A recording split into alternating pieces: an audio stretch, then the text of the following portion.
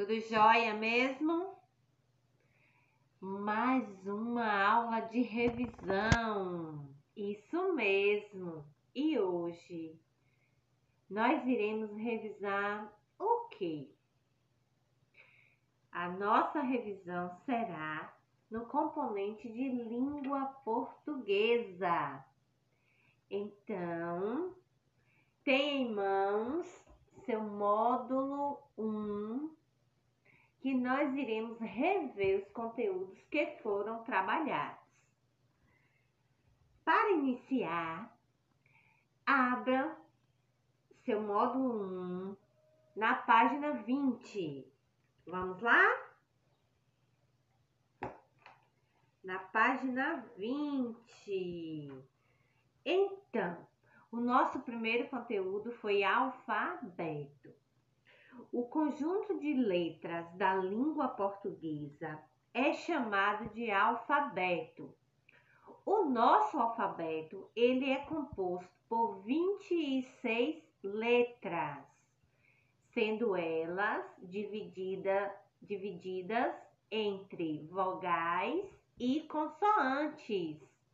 Então, a letrinha A, E, I, O e U são as vogais, totalizando 5. 5 são as vogais. E as demais letras são consoantes.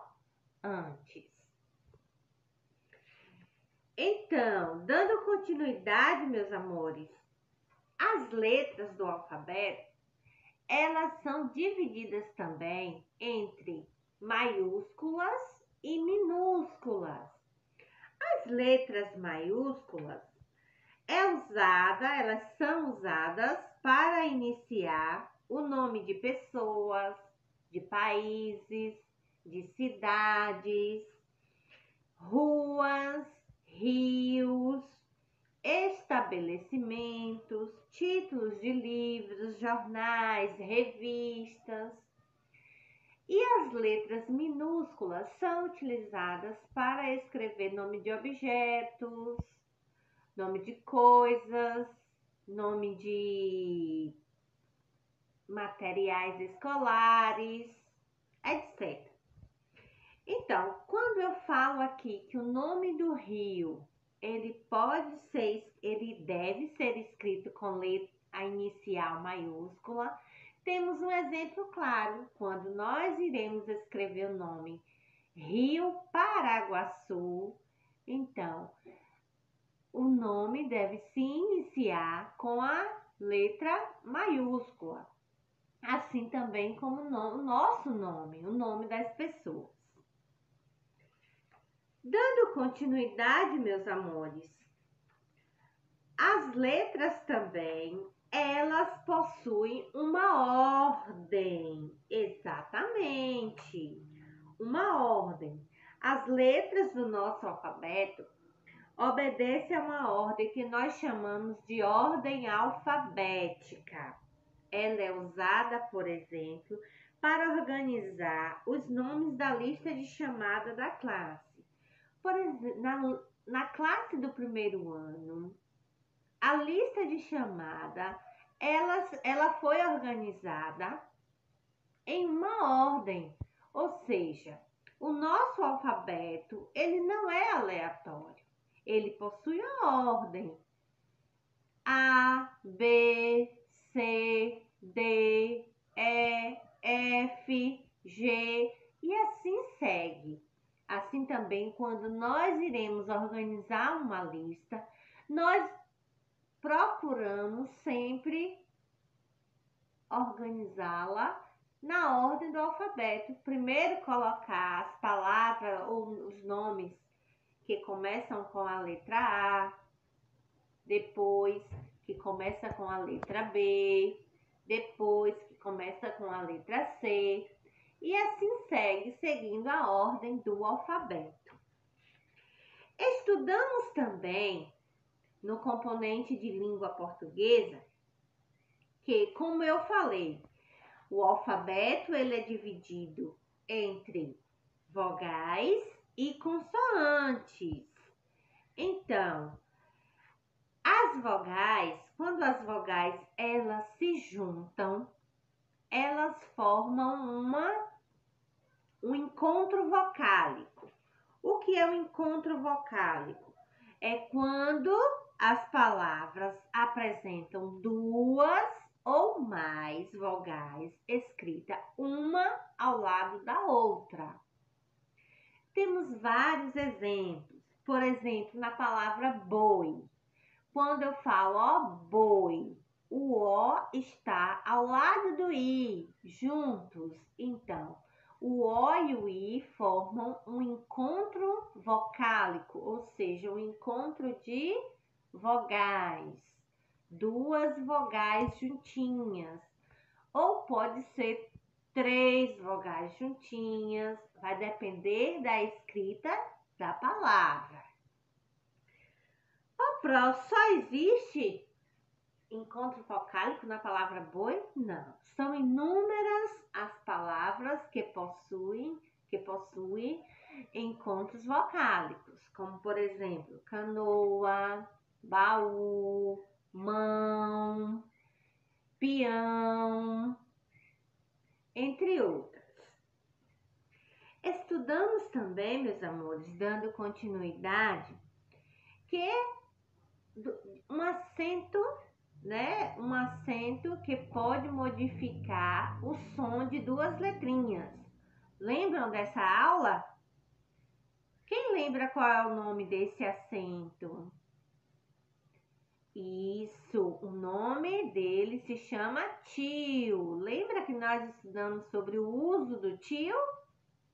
Então, o tio, ele é colocado sobre duas vogais. Quais são elas? A vogal A e a vogal O.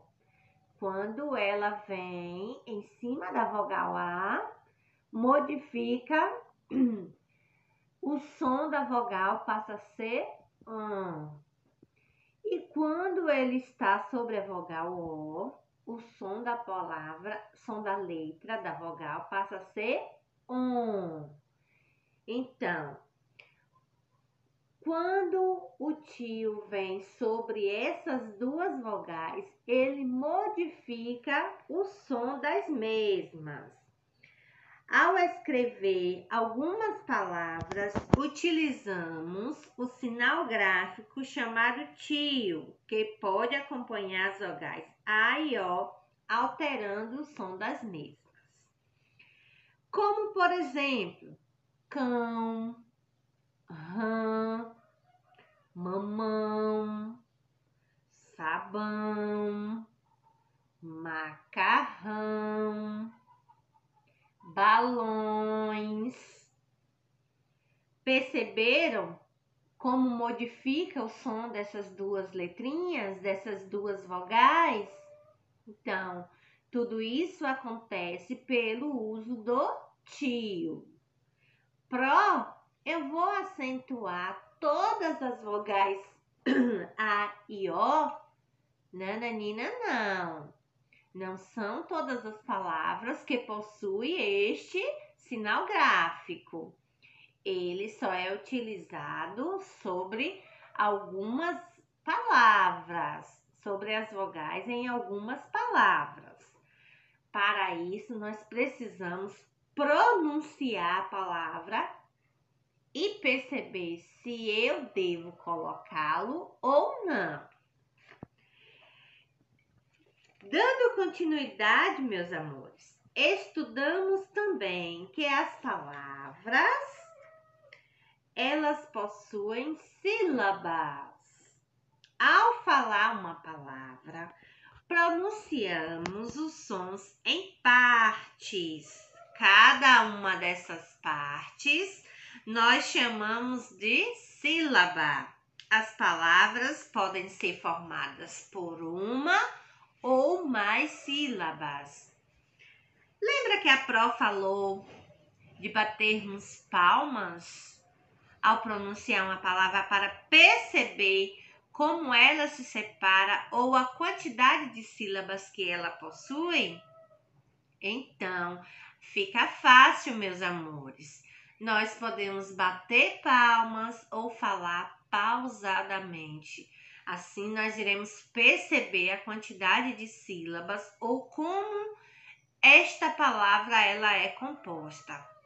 Dessa forma também, nos ajuda a escrever corretamente as palavras.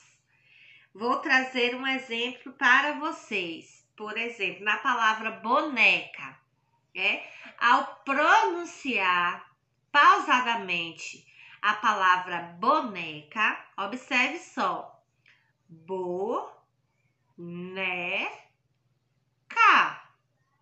Eu posso tanto